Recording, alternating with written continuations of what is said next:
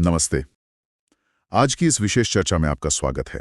हमारे सामने 12 दिसंबर 2025 का एक आध्यात्मिक संवाद है, जिसका स्रोत मधुबन से है और इसे बाप दादा कहा गया है। और इसका जो मुख्य विषय है वो आत्मा की एक यात्रा है। एक बहुत ही दिलचस्प यात्रा। हाँ, पूज्य होने की अवस्था से पुजारी बनने तक, और फिर वापस पवित्रता की ओर लौटने का रास्ता। बिल्कुल। तो चलिए इसको थोड़ा खोलकर समझते हैं।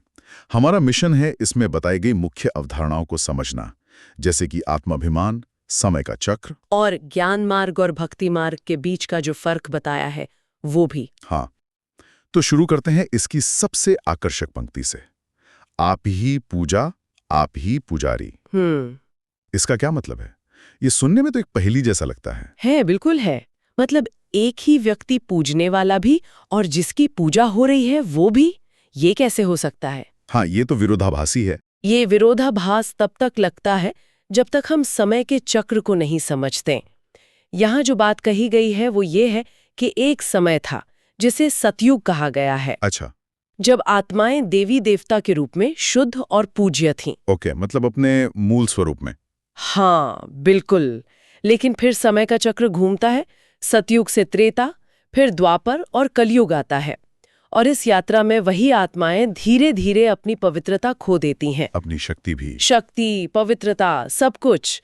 और फिर पुजारी बन जाती हैं। पुजारी। हाँ, भक्त या पुजारी, और उन्हीं देवताओं की पूजा करने लगती हैं जो वे कभी खुद थीं। अरे वाह, तो ये एक पूरा चक्र है। मतलब हम अपनी ही पूजा कर रहे हैं एक तरह से। अपने ही पूर्वज स्वरूप की। और ये भी कहा गया है कि ये ज्ञान दुनिया में किसी और के पास है ही नहीं। अच्छा।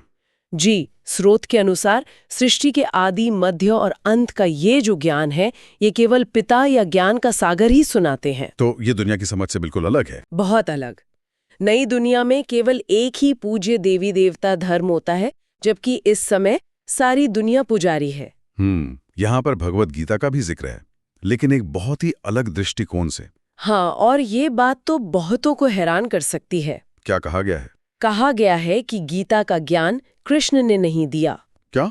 ये तो मतलब। हाँ, स्रोत का यही कहना है कि गीता का ज्ञान निराकार भगवान ने सुनाया था, न कि श्री कृष्ण ने। ये तो 2500 साल पुरानी मान्यता से एक बहुत बड़ा बदलाव है। बिल्कुल, और इसी आधार पर ज्ञान मार्ग और भक्ति मार्ग को अलग बताया गया है। भक्ति मार्ग जिसमें हठ योग और दूसरे साधन होते हैं, उनको ज्ञान मार्ग और राजयोग से अलग रखा गया है। हाँ। भक्ति मार्ग से डर को भी जोड़ा गया है, लेकिन अनुयायियों को महावीर कहा जा रहा है, जो निडर होते हैं। ये विरोधाभास क्यों? ये अच्छा सवाल है। यहाँ बताया गया है कि असली निडरता देही अभिमानी होने से आती है। देही अभिमानी मतलब आत्मस्वरूप में स्थित होने से। महावीर वो हैं जो माया यानी भ्रम और विकारों पर विजय प्राप्त करना सीख रहे हैं। अच्छा, तो ये एक आंतरिक लड़ाई है। बिल्कुल। पिता ने पहले भी कहा था, मन मना भव। तो इस पूरी यात्रा का जो मुख्य प्रयास है वो आत्म अभिमानी बनना है। हाँ, वही कोर प्रैक्टिस है। तो ये अभ्यास वास्तव में है क्या? मतलब इसे कोई करे कैसे? इसका अभ्यास है खुद को शरीर नहीं बल्कि भ्रिकुटी के बीच में स्थित एक आत्मा के रूप में देखना। हर समय दूसरों से भी आत्मा के स्तर पर बात करना। संवाद में साफ लिखा है कि सबसे बड़े विघ्न तभी आते हैं जब दृष्टि शरीर पर जाती है। बस ये याद रखना है कि मैं आत्मा हूँ। सुनने में बहुत सरल लगता है, लेकिन करने में उतनी ही मेहनत है। हाँ, इसमें बीकानेर का उदाहरण भी दिया गया है, जो इसे बहुत व्यवहारिक बना देता है। हाँ, वो उदाहरण बहुत अच्छा है। एक ऐसे व्यक्ति का उदाहरण है जो हर पत्र में लिखता है कि मेरी आत्मा इस शरीर द्वारा लिख रही है। अच्छा। या मेरी आत्मा का ये विचार है। ये इस मेहनत की गहराई को दिखाता है। मतलब हर कर्म को अपनी आत्मिक चेतना से जोड़ना। बिल्कुल।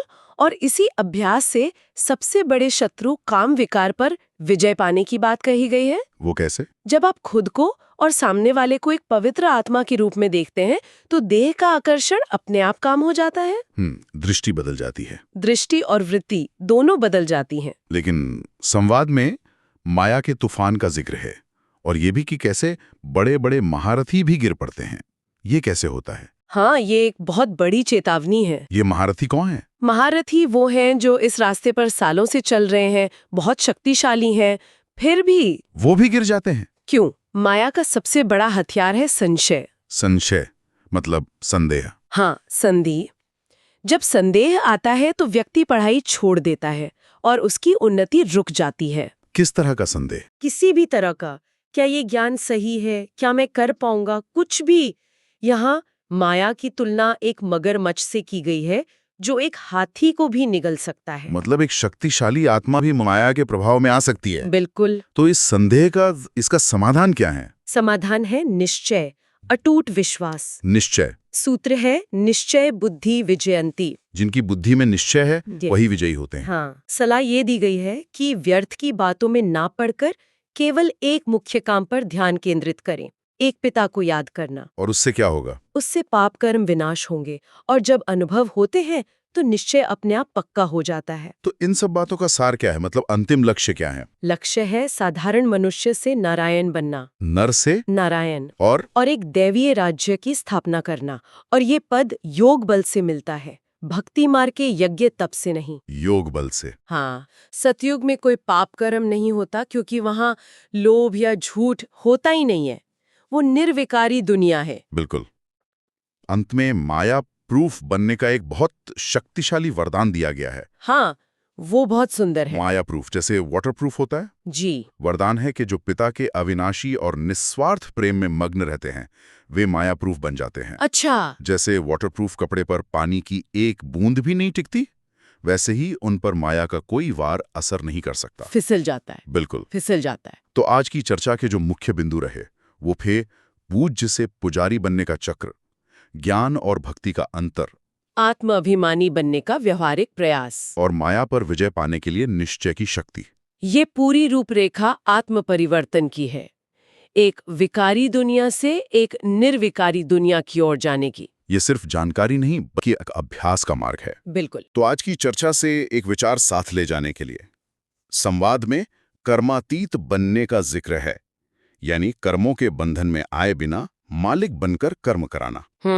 तो सोचने वाली बात यह है कि दिन भर के अपने कामों को करते हुए केवल कर्ता होने और मालिक बनकर कर्म कराने में क्या अंतर महसूस हो सकता है? मान द्वारा निरंतर अपनी स्थिति को ऊंचा बनाने की प्रेरणा सब कुछ आज बाबा ने हमें दिया है। अगर आज की मुरली से आपको कोई विशेष प्रेरणा या स्वमान का अनुभव मिला हो तो उसे अपने जीवन में धारण करें और दूसरों को भी प्रेरित करें। अपने विचार या अनुभव कमेंट में साझा करें ताकि अन्य आत्माओं को भी शक्ति मिले।